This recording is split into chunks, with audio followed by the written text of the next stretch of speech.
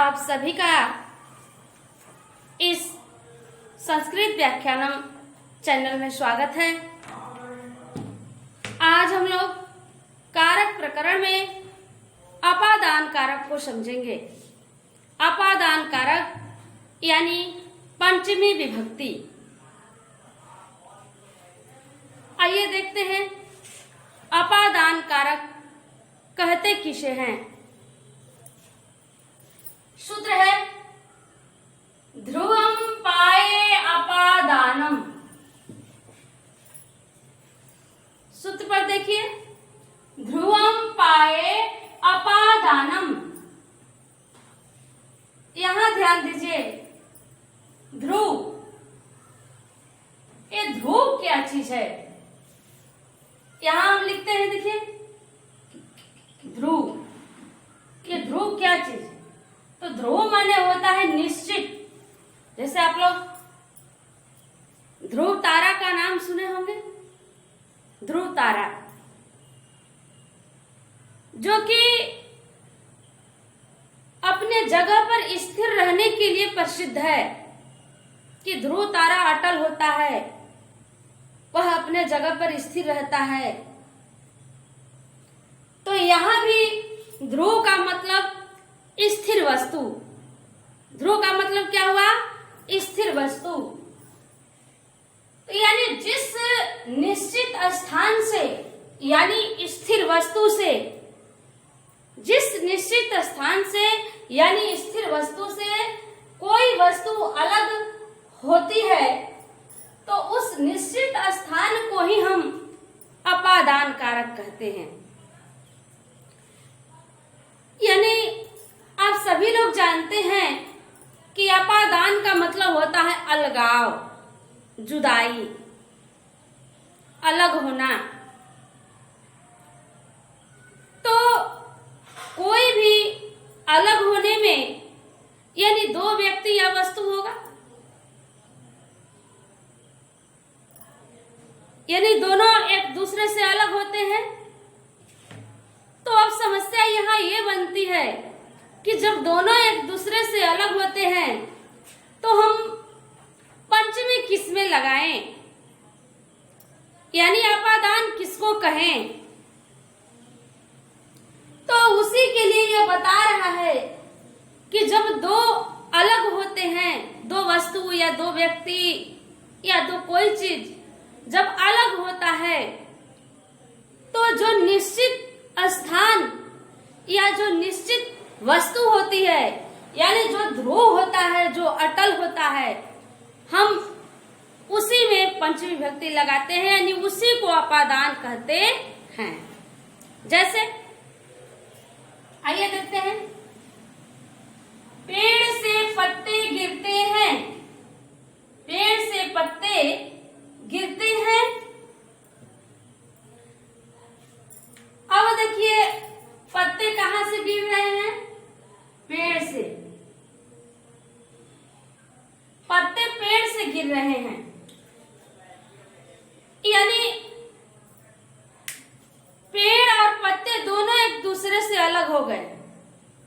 अभी तक पत्ते पेड़ में थे, लेकिन पत्ते जो है पेड़ से गिर रहे हैं, यानी अलग हो गए। अब यहाँ पर पत्ते भी अलग हो गए पेड़ से और पेड़ भी अलग हो गया पत्ते से।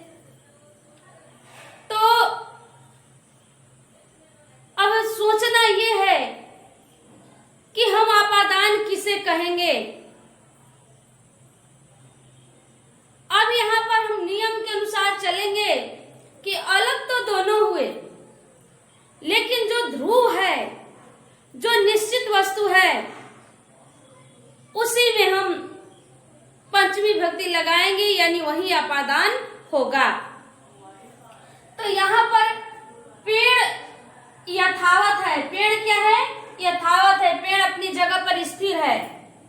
पेड़ अपनी जगह पर स्थिर है। पत्ता गिरकर अलग हो रहा है, पेड़ अपनी जगह पर ज्यों का त्यों है। तो यहाँ अपादान पेड़ होगा। यहाँ अपादान क्या होगा? पेड़ होगा, यानी वृक्ष होगा। इसका संस्कृत हम लोग देखते हैं कि वृक्षात् क्या हुआ, वृक्षात् पत्राणि पतन्ति। देखिए वृक्षात् पत्राणि पतन्ति।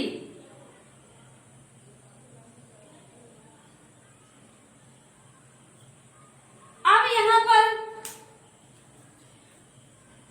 वृक्षात् जो है अपादान हुआ, क्योंकि यह अपनी जगह पर स्थिर है, यह अपनी जगह पर स्थिर है यानी ध्रुव है।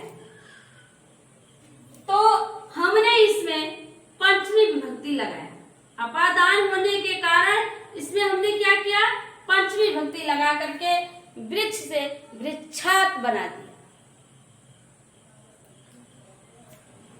दूसरा उदाहरण, वह गांव से आता है। ध्यान दीजिए, वह गांव से आता है। यहां भी हम लोग देखेंगे कि गांव और वह दोनों एक दूसरे से अलग हो गए। वह कोई व्यक्ति है और वह गांव से आ रहा है, तो जब गांव से आ रहा है तो गांव भी उससे अलग हो गया और वह भी गांव से अलग हो गया। लेकिन हमें यह भी देखना है कि निश्चित वस्तु क्या है, वह है कि गांव है, तो गांव है। निश्चित वस्तु क्या है, गांव है यानी ग्राम है, यानी वह आया, ग्राम ज्यों का त्यों अपनी जगह पर स्थिर है। तो हम स्थिर वस्तु को ही अपादान कहेंगे। यहाँ पर गांव यानी ग्राम ही अपादान हुआ और उसी में पंचमी विभक्ति होगी। इसका संस्कृत देखते हैं, सह ग्रामात् आगच्छति। सह ग्रामात् आगच्छति। ध्यान दीजिए, अब यहाँ पर ग्रामात् जो है अपादान है। ग्रामात् क्या है, अपादान है। अपादान होने के कारण इसमें पंचमी विभक्ति हुई है। गांव से आ रहा है तो गांव यानी ग्राम एक निश्चित वस्तु है और निश्चित वस्तु जो होता है अलग होने में वही अपादान होता है। तीसरा उदाहरण, मोहन विद्यालय से आता है।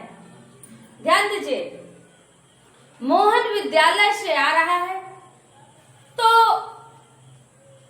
विद्यालय से मोहन अलग हो गया और विद्यालय भी मोहन से अलग हो गया एक तरह से कहा जाए तो।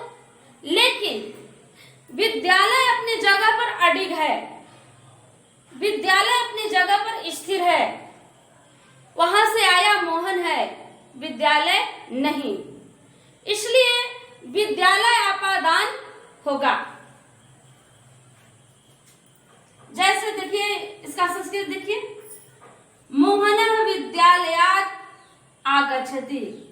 विद्यालय ध्रुव है, विद्यालय अटल है, अपनी जगह पर स्थिर है, इसलिए विद्यालय अपादान हुआ और इसमें पंचमी विभक्ति हुई। अगला उदाहरण है, मैं पटना से आता हूं। मैं पटना से आता हूं। अब यहां भी देखिए, पटना से आने का काम किया जा रहा है। पटना अपनी जगह पर स्थिर है, लेकिन मैं वहां से हट गया। यहां कह रहा है कि मैं वहां से हट गया।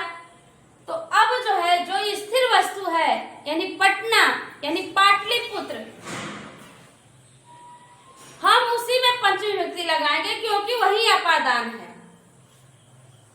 देखिए, तो पाटलिपुत्र अपादान हुआ, इसलिए इसमें पंचमी विभक्ति हुई यानी पाटलिपुत्रात्। अहम पाटलिपुत्रात् आगच्छामि। अहम पाटलिपुत्रात् आगच्छामि। इस तरह से आप लोग ये अच्छी तरह समझ गए होंगे कि अपादान कारक कहते किसे हैं।